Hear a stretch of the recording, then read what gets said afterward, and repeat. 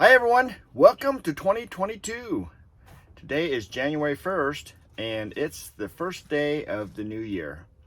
Now we're going to take just a minute to kind of look at what we've done this last year and what we kind of continued on, because we did some modifications this year on our rig and we've kind of done some things since then. I wanted to kind of catch you up to date on that, and then we're going to look at what we're doing this next year, some of our plans, some where we're going to go, and you know, the changes that we're going to make within our rig. So hold on and let's go for a little ride. This is going to be a fun year of 2022.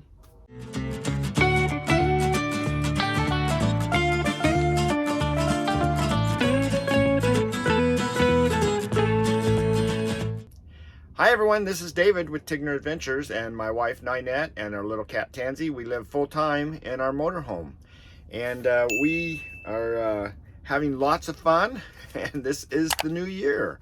One of the things that people tend to do is they always talk about New Year's resolutions.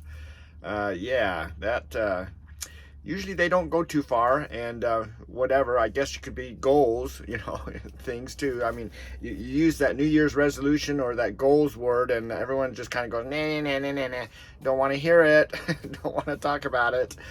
So anyway, but I thought, you know, before we kind of look at 2022 and where we're going, I thought that maybe we'd kind of review a couple things that we did this last year and give you an update.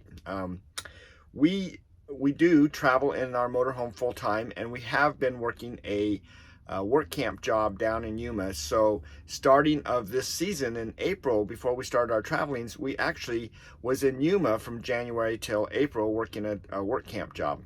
First time we've ever done work camping. We loved it.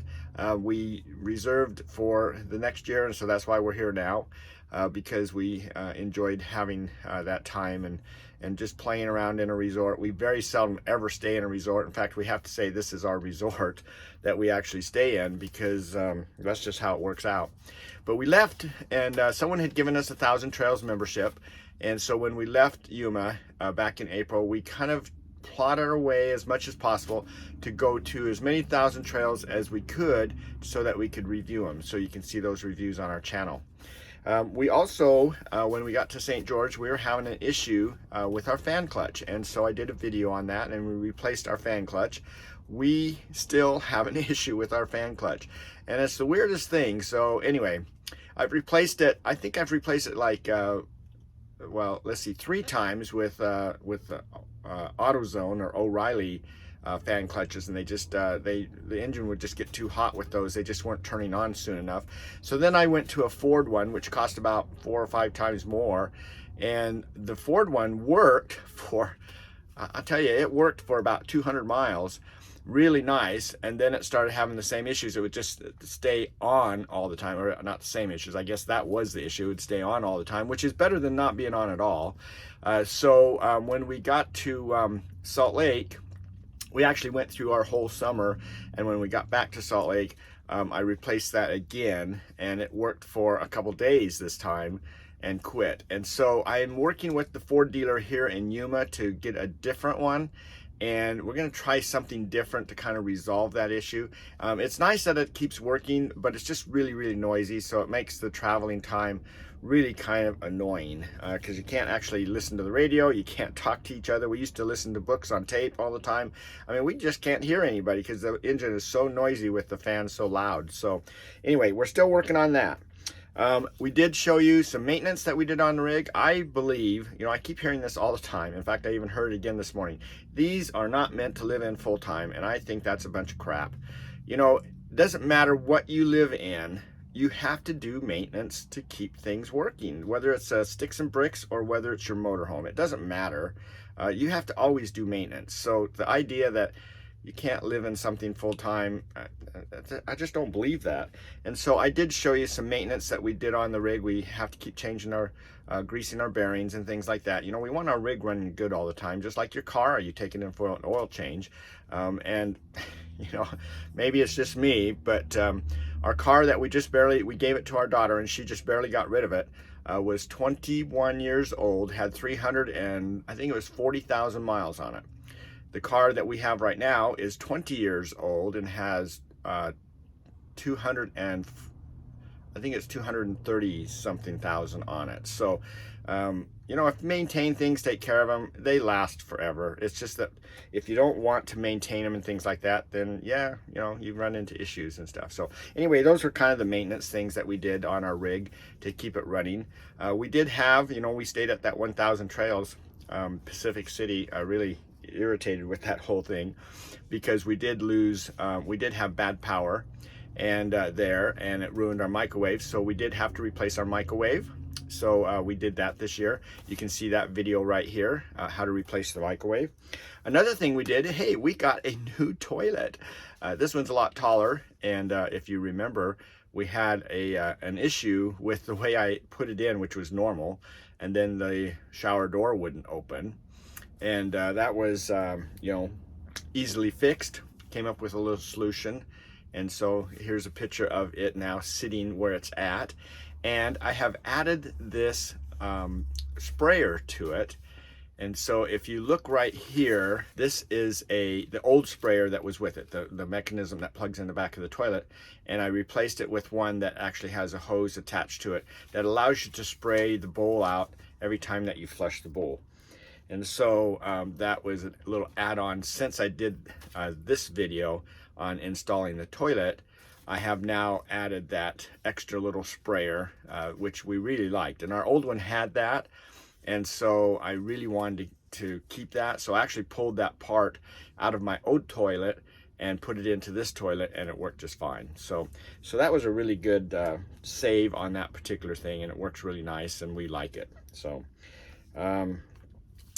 and then another thing that we did was we started the transition to putting in a mini split, and we took out our rear air conditioner. And so if you look here now, we have the fan that is in our bedroom. This is the Max Air fan. It works really, really nice. And I'll tell you, when you have these warm days and then the nights are cool, it's nice to just put that on reverse and have it just blowing cool air in the evenings or even all night long. And it's really pretty quiet. So typically we run it on about 20-30%. And so it's just a little cool breeze blowing in while we're sleeping at night. So that works out really well. And then we also mounted the control for that right here down, which is really close to where I'm sleeping. So I can actually reach over and push the buttons even during the night and things like that. So I can open, close it, turn it on, turn it off. One of the things that is really annoying is they always have to have these darn LEDs in these fans. And if you put it on auto mode, then this little LED does come on. But the only time we found that we actually use it in auto mode is during the day. So like when we get up in the morning, I'll actually turn it on auto. And then if it gets hot in the room, you know, it has to get over 78, then the fan will come on automatically, open up, and it will actually blow air outside. So this fan has really been nice. So nice that we also put a brand new one in our bathroom. And so this works out really nice. And then if you look here, I am sitting on the toilet right now, and I have the controller right here. And even though it's mounted underneath this cabinet, I can turn the fan on just sitting here. I can turn that fan on, it's automatic. You know, I can do that before I take a shower. I can, you know, do it if I'm, you know, smelling the place up, okay? Whatever the case may be, I can turn that on just by sitting here, or it's just really simple, easy access. I can adjust the speeds. Right now it's at 40%, and I can just push it and turn it off. And so very, very handy. So those two fans have been really, really great. And then to complete the whole fan install, I actually installed another one. So this is actually taking the place of our AC unit, rooftop AC unit that was just by our living room kitchen here. And if I pan down here, you'll see my controls on the wall, and you'll see the controller right there for the fan. So I can just be sitting here and you know, push the button, open the fans up, or put it on auto and have it open automatically also. So we have installed 3 of those fans. They're Max Air fans. They are really great. We love them, and they work so nice, and they're pretty quiet. You know, if we put them on high speed, then you can hear the wind, right? but usually they're not on that. They actually have 10 speed controls, and so you know, that's what's really nice about it. So then that brings us to the big one, because we got rid of both AC units now, and so now we have fans there in its place. And so what we replaced that AC units, those ones that were on the roof, they usually drew around 18 amps of power when they were running, and the best that we could get out of them was maybe about 10 degrees cooler than what the temperature was outside, which was really tough when we were here last year in Yuma. We got here in October, and there was a number of days that were over 100, and we could get the unit down to maybe 90 degrees, but it was very uncomfortable, and so then we just end up sitting outside a lot. So this year, you know, if you look here, we have now installed a mini split. So a mini split is like what you kind of see in the hotel rooms and things like that. So mini split is an air conditioner and a heater, and we've used this one in both modes. So if I change our angle here really quick, you can see I have the mini split, you know, installed right here. These little vent things open up and blow cold air or hot air, depending on what way we actually select it. And this thing has been such a great deal. It usually pulls about 6 to 8 amps, depending on how fast we have the blower going. So if we have it on high speed, then usually it's a little closer to 8 amps, but that's still, you know, quite a bit less than what the 18 amps was that the old ones. And this is pretty whisper quiet. I mean, we can sit here and watch TV. This is our TV right here, and our couch is right there. We can sit here and watch it, and it's just right there, and we don't have to turn the TV up or anything. You know, it works really nice just because it's so whisper quiet. It works really, really good. And this year when we got to Yuma, the temperatures were close to 100, about 102 for at least a few days. And it was like 78 degrees in here is what we set that at. It kind of ranged anywhere from 74 to 78, depending on where I set it. One thing that we're using with it is this little unit right here. It's called CeeLo. It mounts here right on the wall, and it actually allows us to control the air conditioner no matter where we're at, as long as we have Wi-Fi wherever we're at. We could access that unit from my phone, and I could actually pull it up and look at it, and I can see the temperature of the what the temperature is inside. I can adjust the AC, I can turn it off, I can turn it on, whatever I want, no matter where I'm at. And so that way we know that Tansy is staying nice and cool, and we don't have to worry about her if we take off and go do something.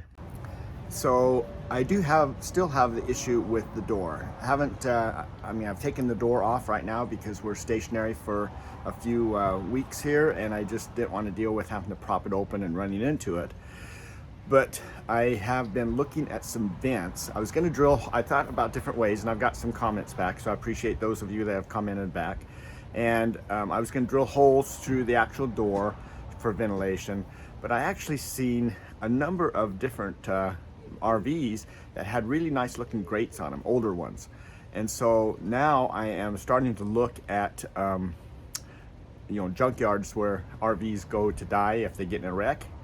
I'm trying to find a grill, and then I'll just cut out my door, a big hole, and mount that grill, and then repaint it accordingly, so to make it look nice out here. And so that's kind of the goal. That's where we're heading for this next year. So I guess we're kind of now moving into, hey, where are we going next year? What are we doing? So we do have a few plans for the RV this year, and this is getting this grill on this here. We are looking into getting our rig painted, so trying to work out details on that. I don't know if we'll get that done before we leave Yuma, but we're going to try to do that. And we're still debating whether we're going to have someone do it or we're just going to do it ourselves, because I have painted rigs before too. So it's just, having a place to do it. But I've talked to several people, especially around here, that just paint their rig outside, and they've been very successful at it. So that might be an option. I don't know. And then if you look right here, you'll notice that there's something missing. We actually have our captain's chairs. They're over in Mexico right now, and we're probably not gonna, we were gonna pick them up before Christmas, but we never got that done. And then it looks like it's gonna be at least another week before we have time to go over there. But we don't have our captain's chairs right now. They're getting recovered. And then if you look, we got this carpet, And when we first bought the unit, we remodeled it and put new carpet in.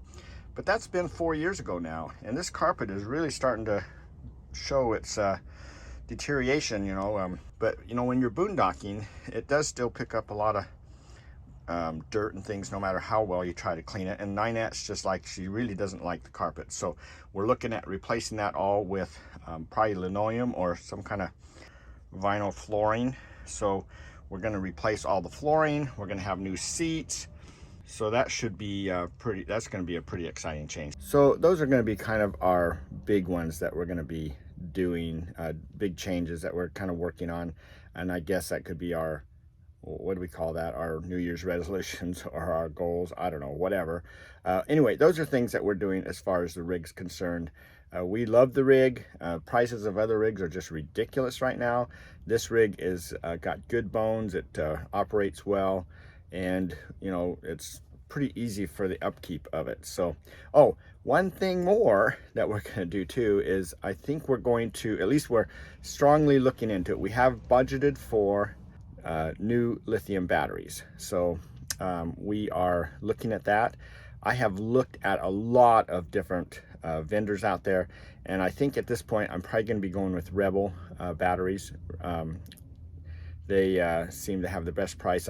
They have a deal right now. You can get them for $450, I think, or $459 a piece. They got fairly good reviews from everybody. They have Bluetooth, and so I'm going to be looking into doing that little change out as we go here. So that will be something new for us. Right now we still have our lead acids, and when someone says they only last for a year or two, we've been using these lead acids for 4 years. They still work really great, and that's the hard part of trying to decide to do lithium.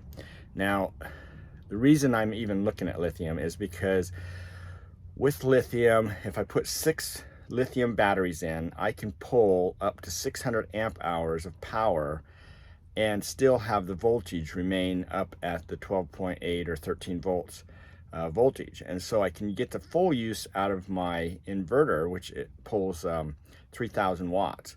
Right now, if I try to do 3,000 watts, then the voltage on the batteries drop down really low. Well, I don't think I can even do 3,000. It really lugs the system way down if I try to use all 3,000 watts. So typically it works very well for the microwave, and then, you know, if we want to use the oven, we have to turn the microwave off and we use the oven. And we've been doing that for 4 years. I mean, it's been fine. But we're going to kind of try to do an upgrade this year and see how that all works out. And another thing with lithium is actually makes your solar work a lot better. So we will be kind of reviewing that as we do it and showing you how that all works out really well too. So I hope that this year is going to be great for you. We're really looking forward to it for our little trip this year. We actually have it planned out that we're going to leave here on, I think it's like April 18th. We're going to head to, the first place we're going is work our way. We want to go to Carlsbad Cavern. We've been there once before. We want to kind of go back there, work our way down to Corpus Christi. From there all the way out to Georgia, where our daughter lives, and then come back along that southern route back to Yuma. We have already made reservations for our spot here, so that's all taken care of, and we do still plan to work camp here next year. So probably doing the same jobs that we do now is what it looks like. So we're pretty excited about that. That's kind of our generalized plan. It's kind of been our plan that we wanted to go to the east and see our daughter, and so we're just trying to get all those things finalized. Remember, if you look at us on our webpage, tigneradventures.com, we do have a link there where you can actually see a map of where we're at and where we're heading and things like that. So feel free to look at that anytime you want. And I guess in the short term, that's kind of long term. In the short term, next month, or whoa, hey, it's this month, in about 2 or 3 weeks, I guess it is, we are headed to the big white tent sale, RV tent sale. It's like a big homeowners home show that goes on for RVers, and that happens in Quartzsite, Arizona. So we will be heading up there. We'll be up there for like 9 or 10 days, and we'll be out and about and taking video. I kind of plan on doing a video every day when I'm at Quartzsite, so I want to just give everyone a really good idea what's around there and what the big tent's all about. Hopefully interview a few of the vendors that are there. There's a lot of them, so maybe pick out some key things that might be of interest to you guys. In fact, if you have ideas of things you'd like to see, or people that, ideas of things to look at, to interview people about, then please put them in the comments below, because that's what I'll be kind of doing during that time. So that's short term, and then April we'll take off to do the other stuff, besides whatever little adventures we can find around Yuma to do.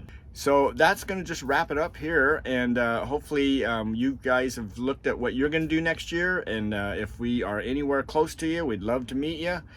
Feel free to make comments and ask questions, whatever. We're glad to talk to anybody, and we're excited always to meet people. So, but that's going to be kind of what we're planning, our goals at this point, or our resolutions, or whatever you want to call them. It doesn't matter to us, but we're going to plan to go have fun this year and have a lot more adventures, and we hope that you'll come along with us. So with that said, we'll just plan on seeing you down the road, and maybe we'll be on our next video. So take care.